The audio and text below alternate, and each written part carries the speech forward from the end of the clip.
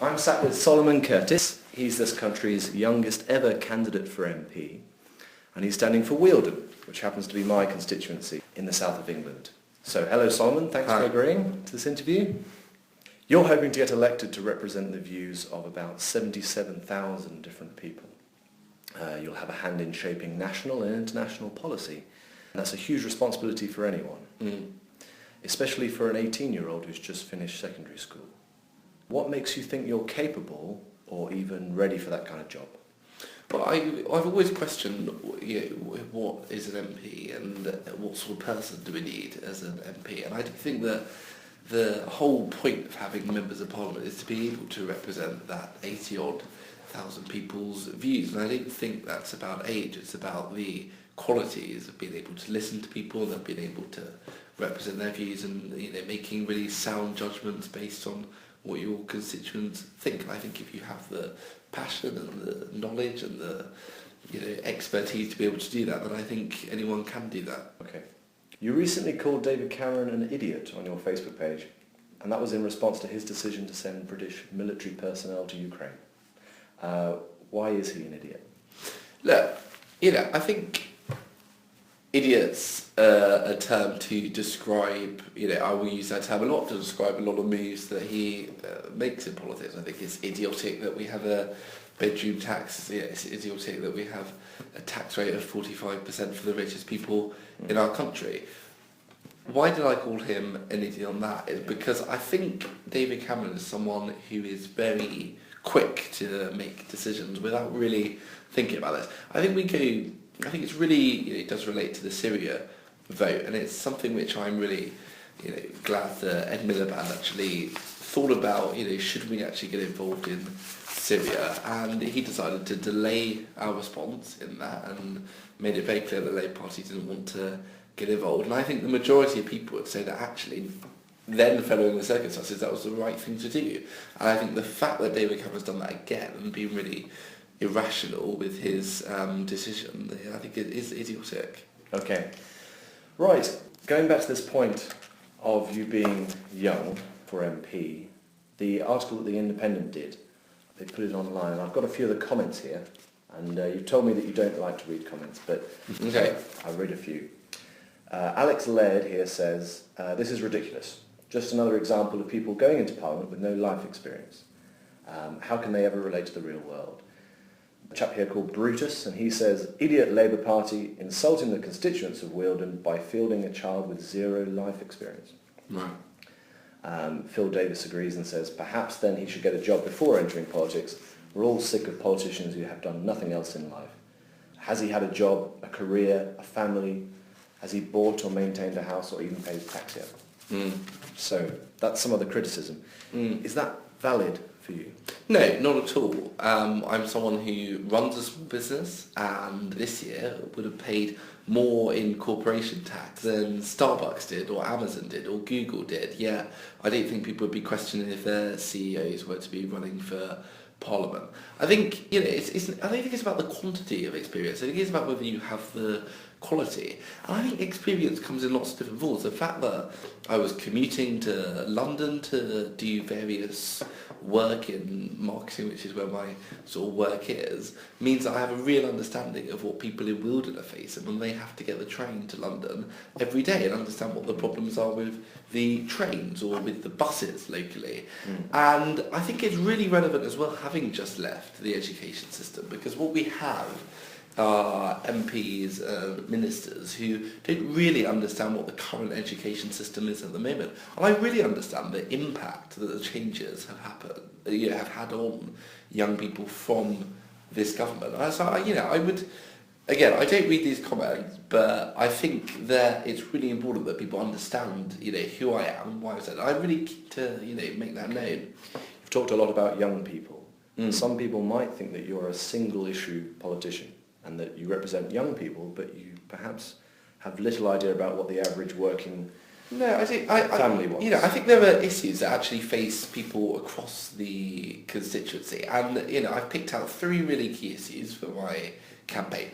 One is small businesses, because I run a small business. I think that runs deep into the ideas of family and family business, which is really prominent in Wealden. I think it touches a chord with elderly people and with younger people who want to see thriving local businesses in their high street.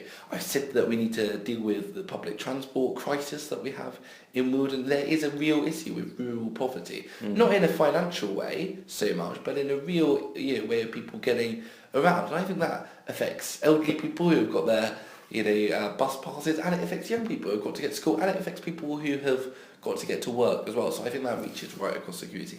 And I said that the NHS is really important. And I think that's really important to everyone. So I don't believe it's about singular. Look, I'm not going to deny that young people are right at the core of my campaign because not enough young people are voting. Wealden, however, is not a very young constituency. The people who live there are actually older than the national UK average. I've got the data here actually. So, here we go. 52% of Wealden voters are over the age of 45. There's a large retired population living in Wealden. How do you appeal to them? Well, I think it's about saying what sort of future do we want to have and what sort of country. And when I actually speak to elderly people, what they're really interested in is saying that it's really good to have a candidate who is thinking forward and thinking for their children, for their grandchildren, for their great-grandchildren, to make sure that actually the future of Wealden is really protected. I think we've got to think long-term. As I say, these issues are facing people across the constituency. So I think, when we look at the old age group, and I will say there are a lot of young people in Wealden, and I think it's wrong to, for anyone to categorise it as elderly when you have huge amounts of schools and sixth forms in the area and people relying on public transport to get to there. But I completely take the point that but I think everyone in Wealden is thinking actually to the future, but for some reason our politics isn't, so I want to change that. Right. The other thing that makes you stand out in Wealden, of course, is the fact that you're black or mixed race, and you have very long, quite impressive dreadlocks. Whereas the overwhelming majority of Wealden residents, it's about 95%, are white and probably have more regular haircuts.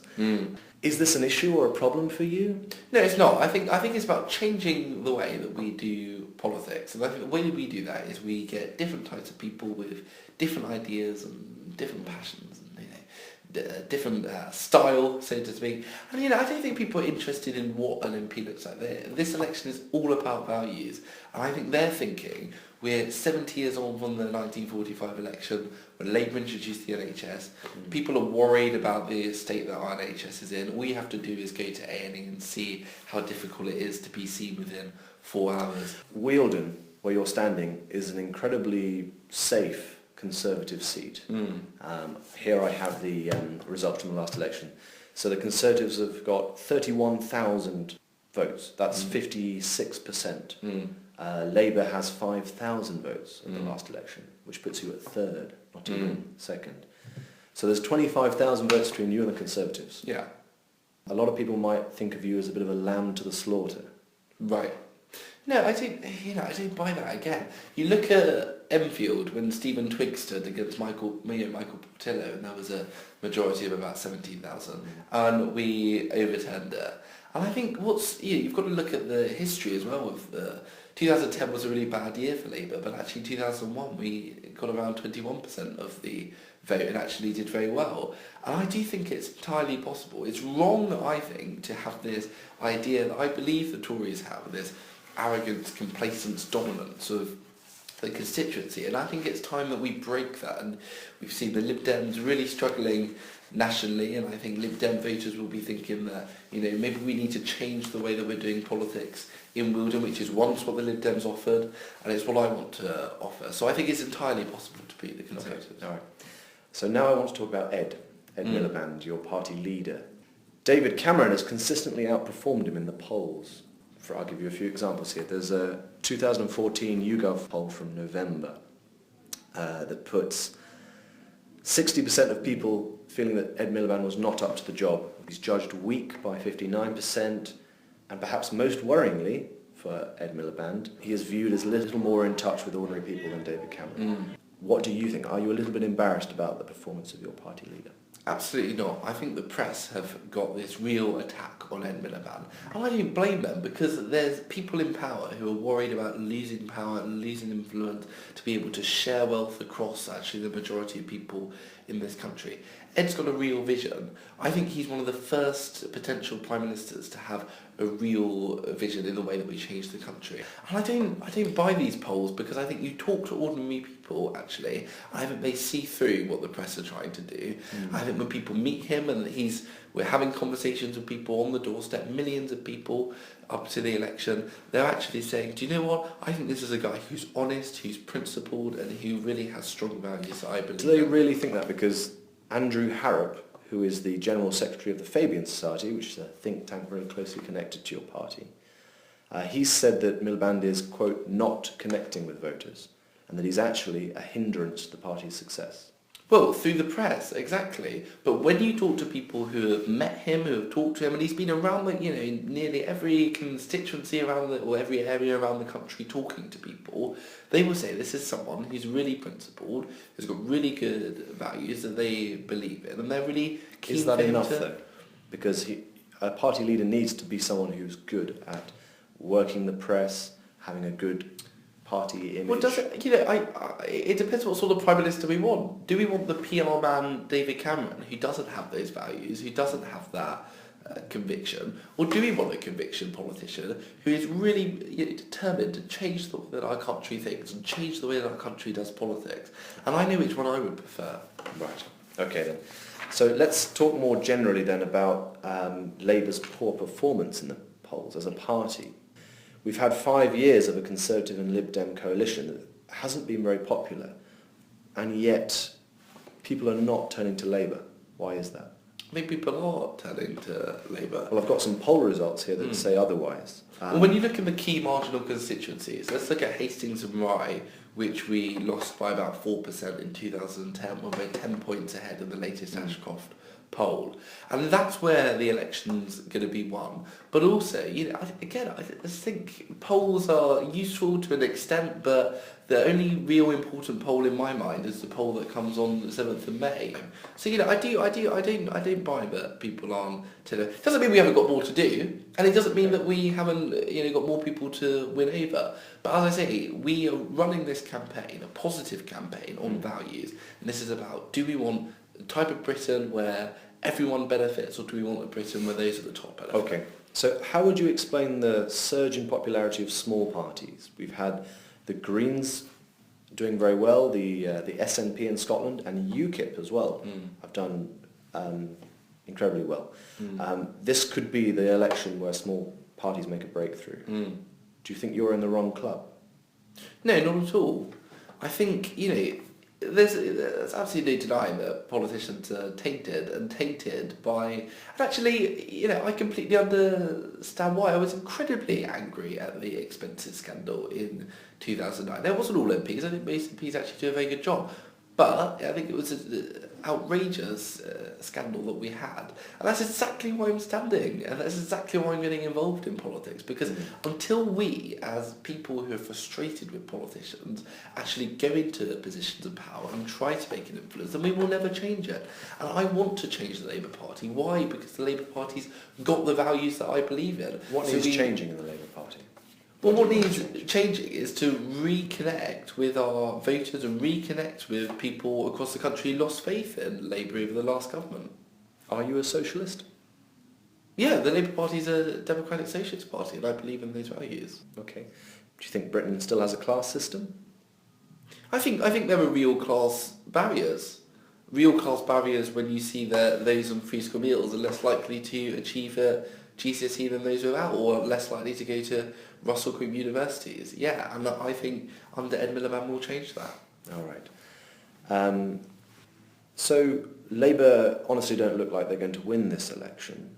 There's a strong possibility there might be a coalition government. I think the poll today said that we would actually... Well, I've got a poll here that puts you at a tie with the Conservative Party. Right. That's on the 25th of February. Before then, on the 24th, the Conservatives had a small lead. I suppose what I want to know is what you think, or what you would think, about a coalition deal with the Lib Dems. Well, I don't think people want to hear that at this stage, because I think people want to actually... This is why small parties are doing a bit better, because I think small parties are benefiting from the atrocity that we've seen in the Conservative and Lib Dem coalition, where the Lib Dems have had to sacrifice a lot of their values and principles to become a fringe party of the Conservative Party. So you don't want anything to do with the Lib Dems? No, well, it's about saying that actually people want to vote for a party because they believe in that party's values, and they believe in that party's policies. But not enough people will vote for Labour, that's the prediction. Well, So I think you won't be able to form a government. I think the polls are changing all the time. Sometimes we're 11 points ahead. Sometimes we're equal with the Conservatives. But the Conservatives were way ahead before the election in 2010, and then they didn't win the election. So polls aren't always right, and I think we're going to go out there, fight for a majority government, because I think that's people want to be able to vote for a party and know what they're voting for. If a hung parliament comes about, we'll discuss the coalition. Do you think people's votes actually count? Yes. They really do. You think young people are wrong not to vote? Because famously, young people don't vote. Yeah, they have the lowest turnout. Because they're frustrated. Because there's no representation of young people in politics. This is where it comes back to the independent and the comments which come up, which is, these people who will say that I'm too young will also say that we need more women and that we need more disabled MPs. But why is it that 18 to 25-year-olds don't deserve representation in Parliament? Does voting make a difference, though? You Absolutely. really believe that? Yeah. I do believe it does. Because our system is not a very fair one, is it? First past the post. You get the problem of safe seats, like Wealden, where you're trying to stand. It's been Conservative for a long, long time. It's not looking like it's going to change. So there's very little representation. I think it can change. You think it can change? Yeah. Well, maybe it will. But generally, a lot of people are saying our system is broken, our electoral system. I mean, you're a politics student, you've studied it, so you know the shortfalls and the fact that it produces skewed results. It's not very representative. Does it need a change? Yes, I think it does. What that change is, I'm still unsure about. I think the AV vote was a real shame, because I don't think actually the campaign really explained what AV was enough to people.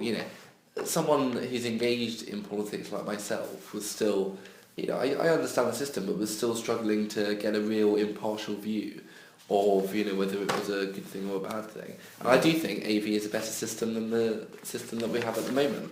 Is it the ideal system for the UK? I don't think it is, but I think there is a way of making sure that people's vote is worth more than it is now, and to break the sort of barriers that we have in certain constituencies. There's been a BBC programme on recently called Inside the Commons, and it's shown a side of the Commons that perhaps people haven't seen before. The old-fashioned style of our parliament, the strange archaic conventions and traditional proceedings, the theatre and ceremony and that kind of thing. Generally it's described as a Victorian gentleman's club. It also showed the programme the everyday difficulties of running a modern 21st century parliament in a 19th century building and by 19th century traditions. Do you think Parliament's out of touch? Does it need to be updated? I think Parliament does need to be updated. I think there's some really good work going on by the Speaker, actually, to re-engage. He's visiting sixth forms and schools around the country all the time to engage people in politics, and Parliament is got a real sort of good outreach programme at the moment to engage people at an early age. And I do think the people that we're engaging with over the last few years are going to be the voters of tomorrow, and I think they will remember that outreach from Parliament. Do I think the tradition is outdated as a wider point? I think you ask the majority of people in this country, would they not want the tradition? I think they'd probably say no. I think it's a real sort of selling point of the country, and people across the world are fascinated by our Parliament. I'm fascinated by the tradition. I imagine what most people want is a Parliament that works for them and that is efficient and does the job. There are accusations that our Parliament doesn't do that anymore. It's lost touch. So are there fundamental changes that need to be made to our political system in general? Absolutely. I mean, look at the Liberal Democrats. I think there are only 3 women MPs out of about 50. And you look at the Conservatives, where they don't have many women MPs at all. And actually, but structurally, the system itself, What needs to be changed, do you think? Well, I think the voting system is something that can be changed. I think the way that we're beginning to distribute power, I think Parliament's a really important part of government and of power and sharing power, the work that select committees do. And, I do get frustrated that people think of Parliament as PMQs, and I think PMQs is outrageous. But that's 30 minutes of a week of Parliament. I imagine you have the same experience. I watch Prime Minister's Question Time, and I've given up almost, because you see Ed Miliband putting the question and David Cameron just dodging it, and Ed does nothing. He seems quite weak at it. No, David Cameron walks over him. No, he doesn't. He keeps going with the question because he wants an answer. And I think it's right that we have someone who's trying to be Prime Minister who is actually going to ask the important questions. It is an absolute disgrace that we have a Prime Minister who is unwilling to discuss whether, who believes that MPs should be having, second jobs and earning more than their salary, doing speeches and lobbying on behalf of companies. And I don't think that's acceptable. And I don't think this is about whether Ed's strong. This is about David Cameron isn't strong enough to stand up for the record of his Parliament, because it's not a very good record. And I'm really disgusted by it as well, and I think he's got to answer the questions. And Ed Miliband's going to reform PMQs, so he's going around constituencies and talking to people with people's question times. I think people are going to enjoy that far more, actually, making sure that people can ask the Prime Minister questions and the Prime Minister will answer. So generally you think Labour's made an effective opposition in the last 5 years? Yeah. And you can read articles as well, where you look at the history's opposition. I think we've been one of the strongest oppositions in history. You look, Ed Miliband's really tackled the really important issues that are facing the country. Freezing energy prices, and we saw a fall in energy prices because of what Ed did. Calling for a living wage, and we've seen big companies actually starting to pay a living wage because of Ed Miliband. I think Ed Miliband's made a lot more change than David Cameron in many areas. What do you think of Russell Brand and his recent foray into left-wing revolutionary politics? I don't think telling people not to vote is helpful. I think his argument that... He didn't actually tell people not to vote, but he said that he didn't vote, and he couldn't see the point in it. Okay, I think implying that people shouldn't vote, because he's a role model with millions of Twitter followers, is the wrong thing to do. But, I think there is a wider point about what is he trying to, show. And he's trying to show that there's a real disparity between our Parliament and between people. And that comes because we've got around 50% of Tory MPs who are private schooled, yet 7% of the population are. We haven't got many women MPs in the Liberal Democrats or the Tories. All right, but let's talk actually about your half the population are women. Well, we've got more women MPs in the Labour Party, and we've only got about 14% of our 10% of our MPs private schooled, when 7% of the country is. Right. So I want to talk about your school, because we actually went to the same school, but not at the same time. Sixth form. I went to a local state comprehensive school. Okay. Yeah. But then you went to an all-boys grammar school. Yeah. I went to a state grammar school for sixth form, yeah. Yeah. Basically it was a school for posh boys, wasn't it? No, I think the grammar school system, I don't think the grammar school system at the moment works, and that's why I didn't go to a grammar school for secondary school. I went at a time when actually education was non-compulsory for those over the age of 16. I was making a decision just like you would at university if you want to go to Oxford or Cambridge. And Skinner's, where I went, was a good performing school, and I wanted to go there as someone who didn't have access to a very good education, being from a deprived area of East Sussex. I was really lucky to get that. Do you think it's a good idea to separate boys and girls? No, I don't. And I think I was really lucky to have that experience of going to a mixed comprehensive school and then going to a state boys' school, because I do think it's really important to have a mix of genders. But that's my personal view. I think it's up to parents to decide whether they want their children to go to a mixed school. Labour's releasing a new policy to do with education. Education is one of your key areas, something that you've always been interested in. What do you think of this new policy?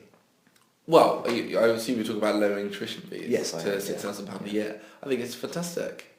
Okay. It's fantastic because it's so wrong that students are paying £9,000 a year now. Is it good enough? Well, we don't think it's good enough. Our own policy. Why? Because we're in a really difficult position where not only is the rise in tuition fees costing students £6,000 a year more, but it's also costing the government more. And it's even more difficult for us to try and reduce that to the rate that it used to be. So we've had to, unfortunately, stop at a rate of £6,000 a year, but it's a better deal than £9,000 a year. I imagine a lot of people won't see the difference between £6,000 of debt and £9,000 of debt. Well, there's £3,000 a year, just £9,000 overall in debt. Still a lot of money for a young person. A lot of money for me to save under a Labour government, yeah. It was Labour that introduced tuition fees in the first place. And do you think it's a viable way of funding universities? Yeah, I think there are lots of ways of funding universities, and you look at a lot of Scandinavian countries where they've recently made education free. I think we've got to do research into that because actually, I think there are sustainable ways of doing that. But are we in a position to do that at the moment? No. Are we in a position to lower tuition fees to the rate that it used to be? Unfortunately, no. That's not our fault. That's the fault of the Conservatives and the Liberal Democrats for raising it to 9,000. Is this only just a gimmick to win over previous Lib Dem supporters, get the students on Labour's side? No, absolutely not, because I remember sitting in a room when Ed Miliband wanted to be leader of the Labour Party, and he said, I will do everything I can to make sure that students get a better deal. Because this is the difference between Ed Miliband and David Cameron, is that he has a conviction, and he is passionate about making sure that people have equal opportunities to university. Did you vote for Ed Miliband in the party election? I'm absolutely incredibly pleased that he's the leader of the Labour Party. Did you vote for him? Because you were a member of the Labour Party. I gave him one of my votes, yeah. Okay. I was a member of a trade union. I voted for Andy Burnham. Did you? Okay. I did, yeah. But you voted for Ed. I gave Ed, a vote. Okay, all right.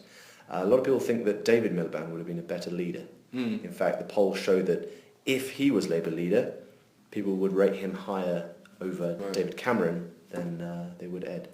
Do you think we were elected the wrong person? No, I don't. I think we had 5 fantastic candidates standing to be leader of the Labour Party, and we got a fantastic candidate who actually won. And this is a guy who, remember, has got a really impressive track record. When you talk about whether Ed can deal with the economy, this is someone who lectured economics at Harvard. This is someone who's got a real understanding. Who was also in the Treasury during the financial crash as well. He was the world financial crash, which I don't believe was caused by Britain. No, I don't think we caused the banks to collapse in America or the banks to collapse. There's been some criticism of Labour's handling of the economy when they were in power, which is not so long ago. Well, I think bailing out the banks so people actually keep their money, I don't think that's a bad thing, no. Okay, that's a good thing. Ed Balls was City Minister, wasn't he, during the previous Labour administration, when bankers were getting huge bonuses. There was very light regulation of the banks. Why can we trust him this time to rein in the bankers? Well, because we're in a different situation now. There was a situation where we were very new to this idea, I think, of actually a very sort of extreme boom where actually bankers' bonuses... bankers never used to be paid as much as they were recently. But what we've seen actually everybody... I don't mind people getting a pay rise, as long as everyone's getting a pay rise, as long as our nurses and our cleaners are getting a pay rise. So we've said Britain deserves a pay rise. We're going to tax bankers' bonuses. And why are we going to do that? Because actually, the richest people in our country have done better in the recession, while the poorest have got poorer. And you're going to tax bankers? We're going to tax bankers' bonuses, absolutely. Yeah, absolutely. Because banks got us into the mess, and it's about time that they pay their fair share to actually recovering. It should not be on the backs of ordinary people. You're 18 years old, which is usually a time when people are fiercely independent. But I've listened to you defend your party line and your party leaders. I've got a quote for you here. This is by Alan Clark. There are no true friends in politics. We are all sharks, circling and waiting for the traces of blood to appear in the water. Right. You're supporting Ed now, but if he lost the election, do you think he would still remain as Labour leader?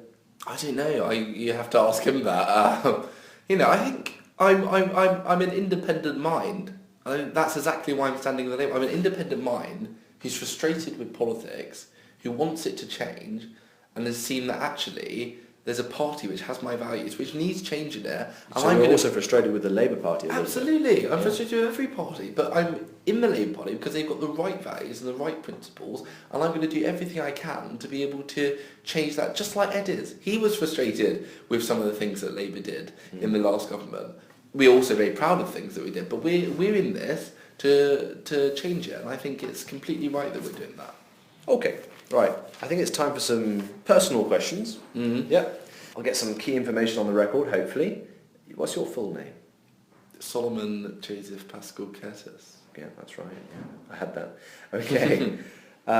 So you're... Well, this is the thing. My mum and dad never married, so I have my dad's surname as an extra middle name. Okay. Yeah. Right. So you're currently 18. Yeah. You're in your first year of university. Yeah. Studying politics, of course. That's an exciting time in a person's life, isn't it? Yeah. And it's usually a time, university, for someone to explore their boundaries and try new things. So here are a few quick fire questions. Okay. Do you like getting wasted? I think I am probably someone who drinks a little bit too much, but I think everyone does when they're a student. So Drink a little bit too much? yeah. Okay. Do you think students drink too much in general? Well, yeah, but it's 3 years of your life, and I think it's a really important part of your life to have fun. And I'm trying to have fun. I enjoy getting out, I enjoy music, and I enjoy. Can't be a drunk MP though, can you? Pardon? Can't be a drunk MP. Oh well, I think most people can enjoy a night and then get up in the morning and get back to work and do what they've got to do. Okay, all right. Have you tried cocaine? I haven't. No, I know David Cameron has, but I haven't. I have to ask him how it was. Okay. Marijuana? I haven't. No. No. Do you think drugs should be legalised? Drugs should be legalised. No. Should marijuana be legalised?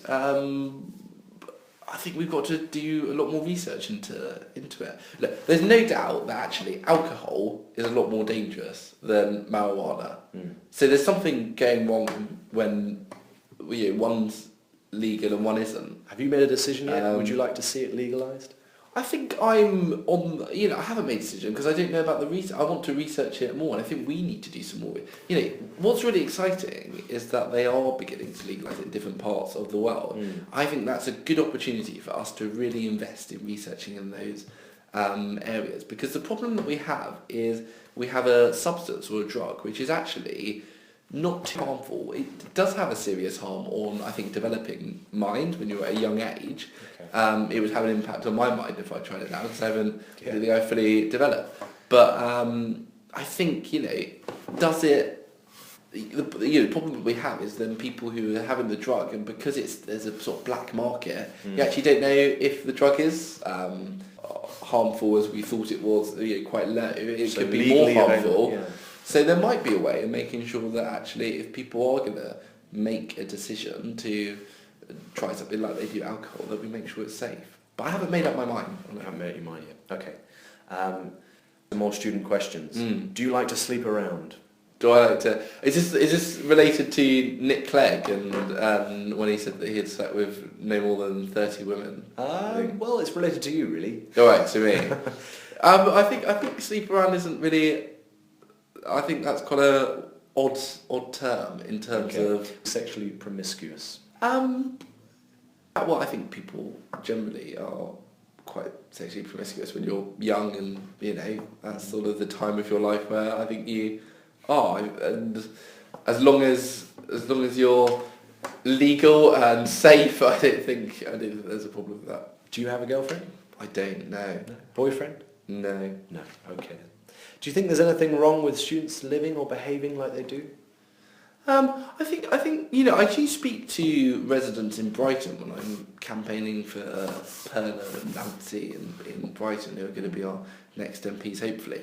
And I know that there is a problem with some estate areas where actually there's a lot of student housing, and these are places where families have grown up their whole life, and I'm a student in a neighbourhood and we have parties, but we've got a really good relationship with our neighbours where we make sure that we have a time where we turn down music, that we invite them to things that we do, where we speak to them when we walk down the street. And I think lots of students do that. But if we get all students building a really good...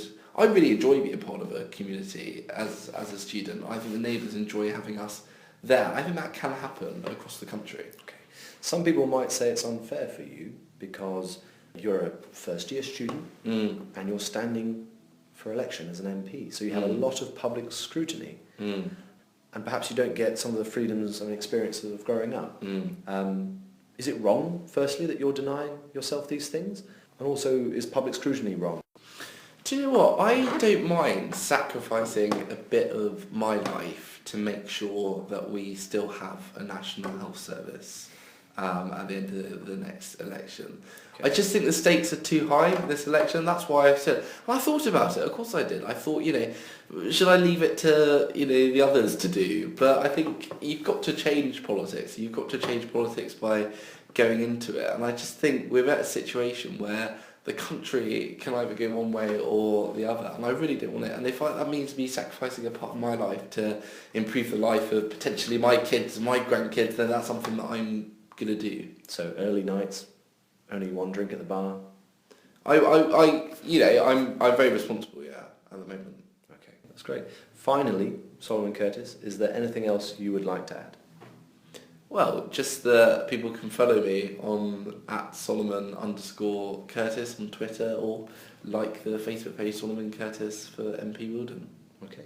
And you want some people to get involved in your campaign? Absolutely. Anyone can get involved. You live in Wealden, get involved. Come on board, and come and knock on doors and get people excited about politics again. That's what we've got to do. Get people voting. They don't care if they vote for me, as long as they vote. That's what's important. Okay. Well, good luck, Solomon. Thanks a lot. Thank you very much for the interview. Cheers.